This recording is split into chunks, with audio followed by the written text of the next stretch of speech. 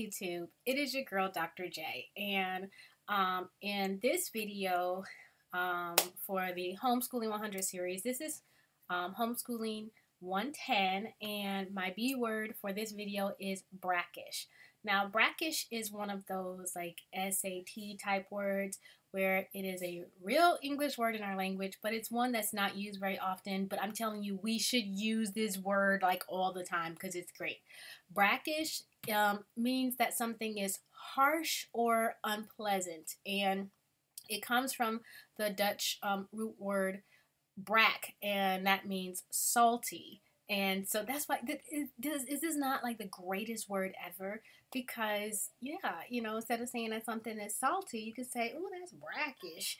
But this video is going to be a little bit brackish. And that's because a lot of times when people say that they're thinking about homeschooling or they're going to start homeschooling, a lot of times we are just so excited that somebody else is joining the community. We're just like, oh, come in. It's so wonderful. It's so pleasant. But I don't find a lot of times when we are really upfront and honest with new homeschoolers about just how hard homeschooling is. And a question that I've gotten, I see in the comments from other people's videos, I see asked at least once a week in various social media sites. And that question is, okay, I want to homeschool my kids. Can you tell me about an easy curriculum to implement, or I need something where I'm not going to have to do a lot of teaching or something that they can really do on their own. And the reality is that that doesn't exist. Even if you're using something like a public school at home program like K-12 or Connections Academy, there is still an extreme amount of parental involvement that's going to be expected. I know last year, my eldest, we signed him up for an English language arts class one semester with Connections Academy International, which is like their private school branch because they have a public school contract with several states where kids can do that, but this is where you can just do individual classes and stuff. And the parental expectation was that with that, which was an online class, was just as high as what you would find in homeschool programs where you just have a book and it's parent-led. I looked through their website, and what they were saying to parents was that you could expect, especially for elementary school, that the parent would have about 4 hours a day of teaching time with their kid, even though your child was in online school. And so even if you go an online route, you're still going to be expected to be there, to be teaching, to be hands-on in what your kids are doing. And so that's just the reality, and I don't want to sugarcoat it. My goal is to be brackish. My goal is to be salty. And the reason for that is that, when we hear like salty, a lot of times we think of like, oh, the salt in the wound, and that was just so harsh. But what's the real goal of salt? When you see people using salt packs and things like that, the reason is for preservation. It's to keep things preserved. It's to keep things from spoiling or rotting. And that's really what the goal of this video is to set you up for success so you don't spoil and rot on the vine of homeschooling. And I think the best way to do that is to have good, solid, reality-based information. And the biggest reality that I can give anyone is that homeschooling is hard. Homeschooling is work. It takes a lot of work. And there are 3 areas of the work that I'm going to describe for you in this video. That is effort, time, and resources. The first I'm going to talk about is effort. And that is that when you homeschool, when you choose to become a home educator, it is going to take a lot of effort on your part. You are going to have to be doing a lot of learning that goes above and beyond what you would traditionally have to know just being a parent. Okay, because as a parent, there's a lot of things that you know about childhood and childhood development and all that sort of stuff. You just learn it as you go in parenting. Some people study, some people take classes, but generally all parents are going to know just certain things about children. But when you take on that role of parent educator, then it heightens a lot other things that you're going to have to take on, other hats that you're going to have to wear. You have to remember that education is an entire professional field, okay? And in that field, there's a lot of theories and concepts behind the things that we do. And you are going to, have to become at least somewhat versed in those things. It's going to take effort on your part to make sure things run relatively smoothly. One of the biggest things I see between people that are really successful homeschoolers and those that kind of struggle with the process is the effort that has been put into it on the front end. And the more effort that you put into it on the front end, whether that's planning, whether that's planning your day, your week, your month, your year, or any other sorts of like physical efforts, the efforts of putting resources together, having things available, getting spaces available, all that kind of stuff. The more effort that's put in on the front end, the smoother things go on the back end. But it's going to be hard work. There is no such thing as a successful, lazy homeschool parent. They just don't exist. They're myths. And I don't care what homeschooling methodology that you're using, because I have friends that are unschoolers and I have friends that are radical unschoolers, and they still are putting in a lot of effort in what they're doing. And so it's not like, oh, I can choose this methodology and then it won't be as much work. That's not true. What looks like it's not a lot of work, or what looks like it's just happening, just by itself, there was a lot of work that was put in on that. I really, one thing that I really like watching on YouTube is like natural hair videos. And one thing that you'll see is, people that have like just beautiful natural hair, and you just go, oh my goodness, that wash and go looks amazing. And in your mind, wash and go means you just wash your hair and get out the shower and go on with your day. But when you watch those videos, you see that, no, that was like a whole day process to get ready for the wash and go. It was the effort that was put in to make that style look like it didn't take a lot, but there was all this stuff that you didn't see behind the scenes. And that's really what's going to separate, success and ease from having a more traumatic experience, is that effort that you put in that nobody may ever see. When people are showing the curriculum that they're using and they're telling you how well it's working and that sort of stuff, and what you're seeing is the end result of a whole lot of effort that went in to find that thing that was going to be that fit. And so I want to really make sure that I'm very upfront and honest about that there's going to be a lot of effort on your part. The second thing is time. There is just no way around it. Homeschooling takes time. And it's not just that time that you're sitting there teaching your child. There's the planning time. There's the grading papers time. There's the doing assessment time.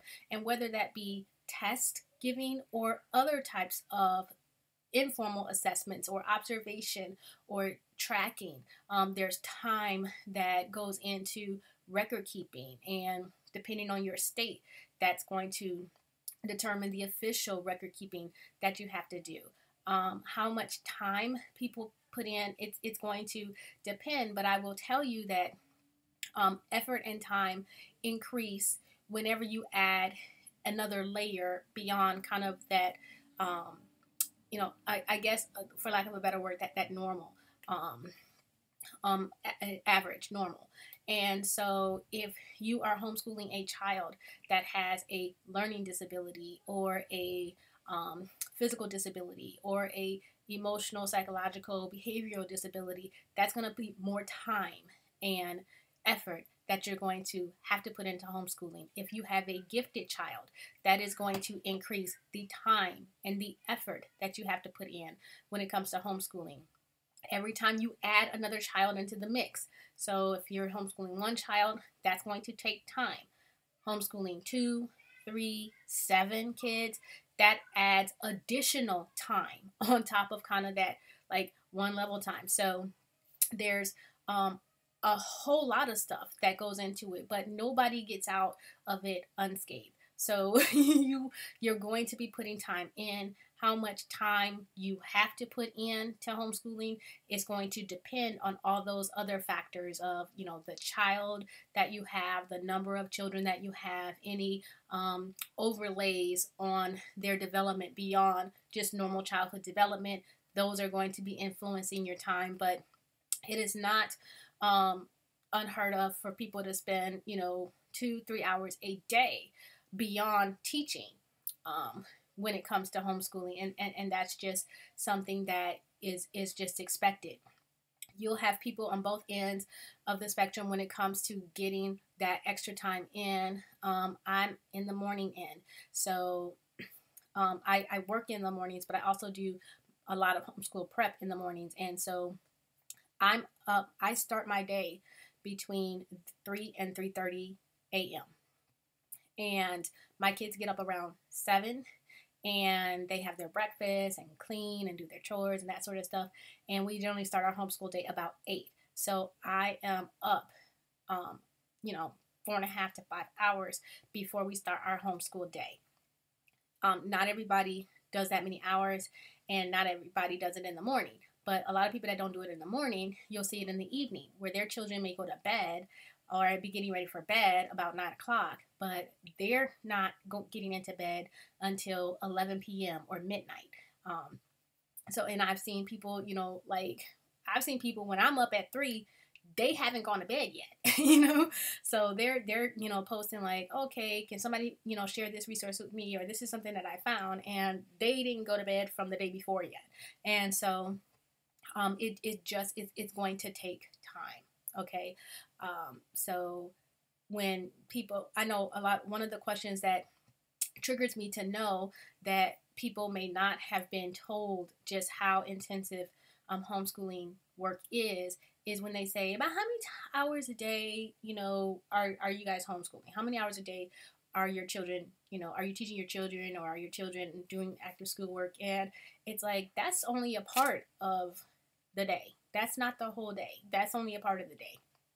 And so you're going to be putting time into it. Nobody gets a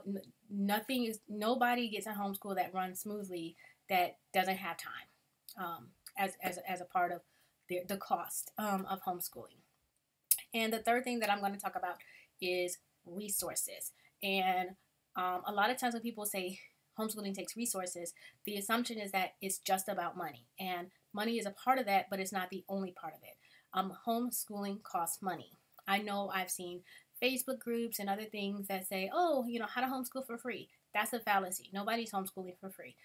While it may be that while you're going to find extreme differences in the amount of money that's spent, nobody's homeschooling for zero amount of dollars. I don't care if it's just the gas that you're using to go to the library, to, you know, utilize resources from the library, ink that you're using in your printer for printing out things that you find free online or develop for yourself. You know, those are costs that you have to add in, because sometimes if people come into it and they think, oh, I know people that homeschool for free, and they don't take into account gas prices. They don't take into account things like museum memberships. They don't take account into things like print. Like ink costs a lot of money. And so, you know, some people, you know, use laminators and different things like that. A lot of people will tell you library fines is something that they put into their schedule. Like, we don't even use the library anymore because it was actually cheaper for me to just buy books used off of Amazon than to use my library, because I would be absent-minded and getting things back, or a book would fall under a, you know, table or something like that, or fall under the bed, or it get jumbled into our regular books, and then, you know, I'm sitting up there, you know, paying $10 for a book I could have got for, you know, $3.99 off of Amazon. And so but those are costs. So there's no such thing as free. Now, there is low cost homeschooling, and there are some homeschool mamas and dads They are just awesome at getting things on the cheap, and they are just amazing at finding things that are low cost. And if that's you, find those people and stalk them and follow them, because they're going to save you a whole lot of money. Because homeschooling costs are going to vary, where you'll find people who are homeschooling, multiple children for just a couple $100s a year, to up to people who are homeschooling and they're basically shelling out as much money as they would be shelling out sending their kids to private school. So it's just all going to depend, but nobody's homeschooling cost is zero. So that's the financial resources, but there are other resources that you have to take into account as well. One resource is your home and the space that it takes to homeschool. Again, you're going to have a range in that. Some people are homeschooling at the kitchen table. Other people have entire homeschool rooms or multiple homeschool rooms. But that's still space. That's taken out of your home. That's taken out of your living space. Because if it's the kitchen table, that means that you're giving up that kitchen table for at least a few hours a day. Space in your refrigerator, at some point when you're homeschooling, there is going to be a specimen that's, getting ready for dissection. There's going to be some science experiment that has to grow and be in the refrigerator. It's just that, there's going to be a closet that, you guys are using and storing stuff. So, if your space is already tight, just know that there's going to be some, you're going to have to find some place to keep things. If you, say, okay, well, I'm going to turn this room into our homeschool room, really think about that. And that is going to be taking space away from your normal household, and just get ready for that. Other resources that you have to take into account when you're homeschooling is just like timing itself. And this is different from the time dedicated, but a lot of times the assumption is that, when you homeschool, you have more time available as a family. And I think that that's kind of a myth, in that it's not that you have more time as a family. It's just that you are doing more things together as a family, but it's not like you as a family have all this spare time. It's just that your time is spent in different chunks throughout the week than you would find if your children were traditionally schooled. I have never met a homeschooler that did not have at least every once in a while, whether that's once a year, once a quarter, once a month, for us once a week, where they are homeschooling, doing some sort of homeschool work in the evenings, or doing some sort of homeschool work on the weekends, whether that be Saturday or Sunday. And so it's not, it's not like, okay, we have, my child is only, we only have to do 4 hours a day to get our legal requirement 5 days a week, and that's going to be it. It's not going to work like that.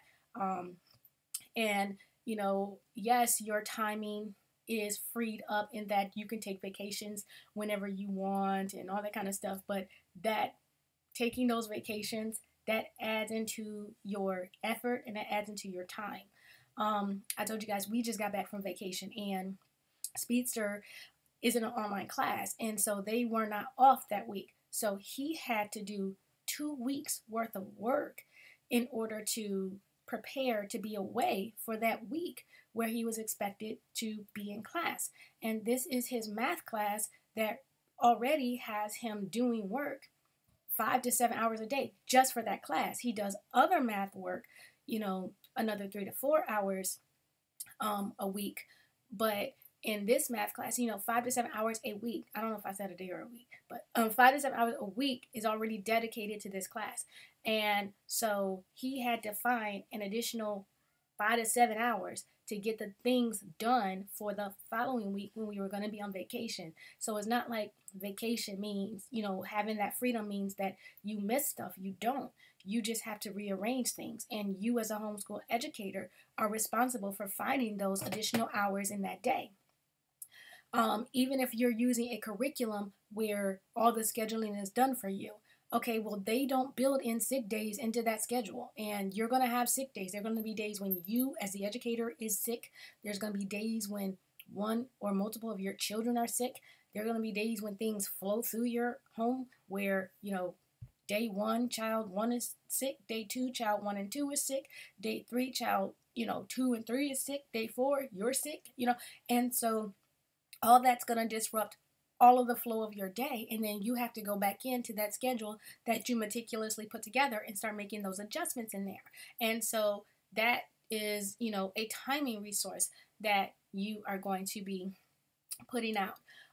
Social resources that you're going to be putting out. One of the things that I was the least prepared for becoming a homeschool educator was having an adult-centered day go from an adult-centered day to a child-centered day. And that happened to me because I was in the workforce full-time outside of the home. And then when I came and so my days were spent in meetings and talking to other adults and, having long lunches and, all this sort of stuff. And then all of a sudden that was lost. And so that was an adjustment. So if you are going to be coming from the workforce and coming home to homeschool, just know that that's going to be it's going to be an adjustment, and it's not always an easy adjustment that you'll be making. Even if you are a person who stays at home or does not work outside the home, if you currently are around people who they're not necessarily planning on homeschooling, that's going to really change your dynamics in those relationships, because you're going to be home educating and they may still be a stay-at-home mom, or a mom that does not, or a mom or dad that does not work outside the home, but there's going to be a different dynamic in that relationship because the children will be being educated mainly outside the home. And so that creates a very different dynamic. Your social circle changes a ton, and one of the myths that sometimes people have is that there is this like homeschool community where, like you become a homeschooler and you join this sorority of all these girls and boys that are just like you. And it's not. The same differences in personality, in things that you like, in interests, the same differences you have in other groups, that's the same differences that you have in the homeschool community. For a lot of people, the only thing we have in common is that we homeschool our kids. That's it. There's nothing else that we have in common. And so, it becomes very different. It becomes an extremely different dynamic to be actively involved with people who the only reason why you guys met, the only reason why you know each other exists, is because you all decided to educate your very different and very unique children in the same philosophy, in the same way. But even that's going to be different, so you may be in a room with 10 homeschool parents and 2 are unschoolers, 3, follow Charlotte Mason, 1 or 2 are eclectic, and this one is, school at home, and this one is using online academy, and this one is homeschooling 2, and 2 go to school, and so it's going to even be hard just even having conversations in that respect, because your, how you do homeschooling is going to be so different. So your social circle is going to go through a really big adjustment. It took me I will be honest, it took me several years of homeschooling before I found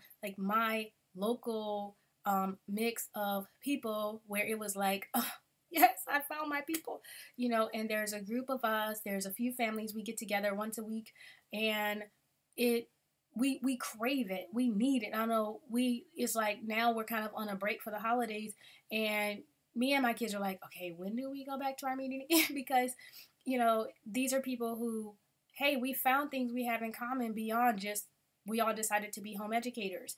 We have this in common, we have that in common. When we get together, we can talk about something other than, hey, homeschooling's great, yay, and so that took a lot. Even people that I bond with online. There are some people where, they're like, oh, we should hang out. And I tell people all the time, don't Facebook friend me. Don't do it. Like it is going to be the worst thing that you ever did, because homeschooling is just a piece of me, and you probably are not going to like the other parts of Dr. J. And so in order to not taint the Dr. J at DAJedu, in order to not taint that, don't Facebook friend me, because my Facebook page is not a homeschool page, and so just just know that you are going to have a really big adjustment in your social life. It's not just about your kids' social life. It's everybody talks about, oh, there's no socialization issue in homeschooling. Maybe not for the kids, but there's a definite socialization issue for the parents, and that's just reality. Y'all been seeing all these videos pop up about, oh, mean girls in homeschooling blogging, and why can't we all just get along, and and all this other kind of stuff. I mean, I had to change the way that I vlog because people were annoying me just that much. And so there is a socialization issue that nobody talks about, and that's with homeschool parent. I mean, if you're married, it's going to be a difference in relationship with your spouse where my husband, like, he knows that when he comes home, he is going to get emotionally vomited on daily. And it's not in a bad way. It's not that I'm like, I hate the dog and the cat and the children. No, it's not that. It's just that I haven't talked to an adult all day long. I need you, man. It's like, please, if you plan on homeschooling, make sure you're married to your best friend, because if not, it's going to get rough. Seas are going to be rough, because that your spouse may be the only true face-to-face adult contact that you have for the day. And then sometimes it's even worse if you've done a homeschool event, because you come home and you're like, I don't like these are not my people, and it's true. They're not, it's like living with the PTA. Like, if you've ever had kids in school and you remember the PTA, you're like, okay, the only thing me and these people have in common is that our kids go to the same school. Well, that's the same thing at that homeschool co-op. The only thing you and all those other people have in common, for the most part, is that you all decided to homeschool your kids.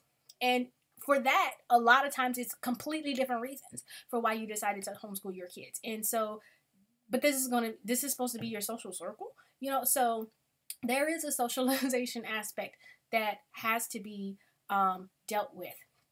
And then I'm going to, throw up the flag and be that brackish, get salty. There is a socialization issue with kids. A lot of people say, oh no, the world is our classroom, and there's, homeschool kids are just completely socialized.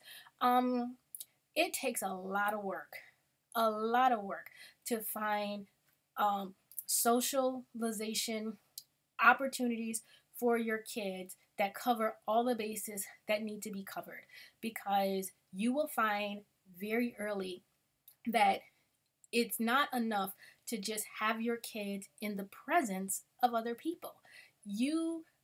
A lot of times, if you think back on your childhood, where did you find your friends? You found your friends at school. And so it's going to be a situation where at school, there were hundreds of people to choose from. Some schools, there might have been thousands of people, and you're finding that person. You may belong to a homeschool co-op, and you'll be good to have 100 kids in that co-op.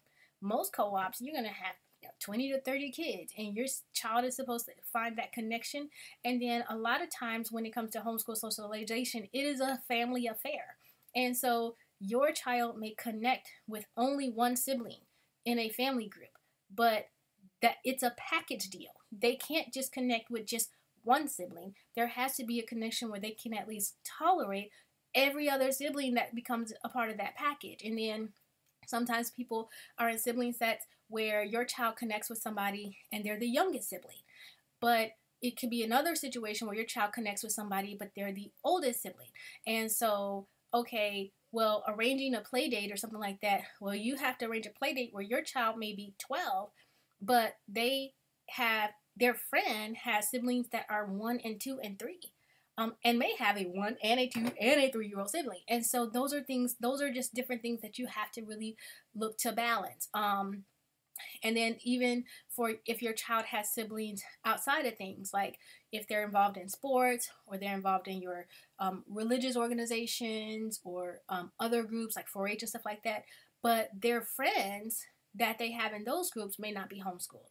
And so again, that becomes a very different dynamic where you have to balance things, where you have to say, okay, our school day generally has to look very similar to a traditional school day, because all of my friends all of my kids' friends are available after school hours. And so for my kids, you know, they have some of their friends are homeschooled, but some of the friends that they have, they're friends in dance. And so, okay, dance is that's after school, so they have to be available for that. Some of their friends are in on their track team, so you know, and so it's really about like balancing all these sort of things. Whereas other people, you know, they're around people who they've been at school all day together, and then they go to dance together. And so my kids have to like catch up with these conversations and catch up with things. And so, you know, when they have friends, I think it's important that they have friends that aren't homeschooled, because most people aren't homeschooled. And they, you know, I want to make sure that they connect. They have, you know, a big of a group of people to choose from to find their friends as possible.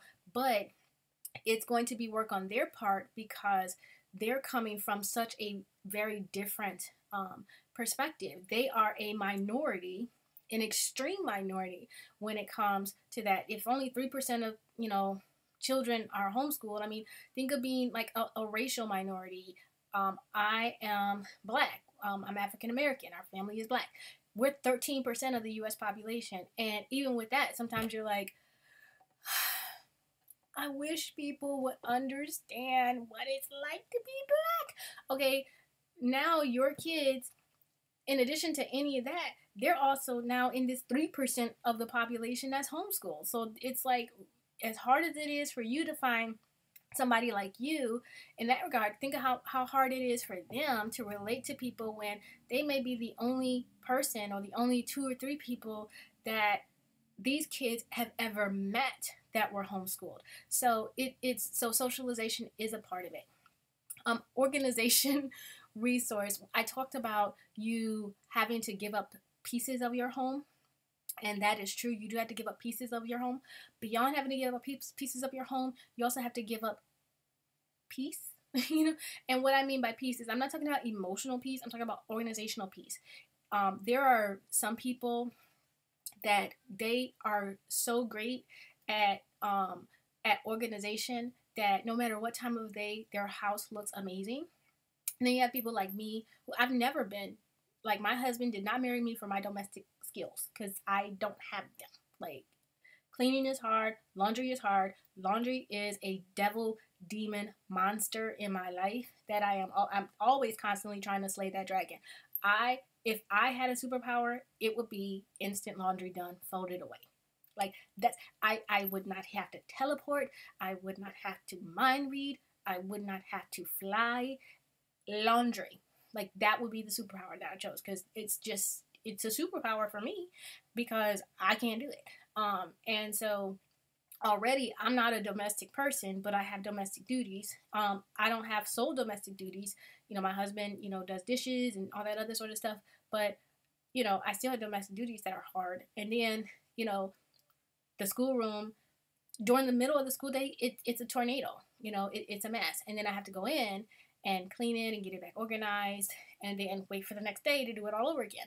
And so, and most homeschoolers are like that. I mean, people are honest, they'll tell you that, you know, the worst feeling in the world when you're a homeschooler is for you to have had a good homeschool. Like, you're in the middle of it, you're in the throes, and this person is doing this and this person is doing that. You're like, bam, bam, math, English, bam, bam, I'm rocking it, I'm doing it. And then the doorbell rings and you're like, oh, and you look around, you're like, they gonna lock me up and throw away the key. I will be taken away by protective services if they came in here and saw this house, because for you were just focused on bam, bam, bam, they're doing this and that, and what they see is the chaos. And so you maybe can get the chaos under control during the week, but it's usually the weekends where you get the house all back in order and everything's cool again, and then you just start it again.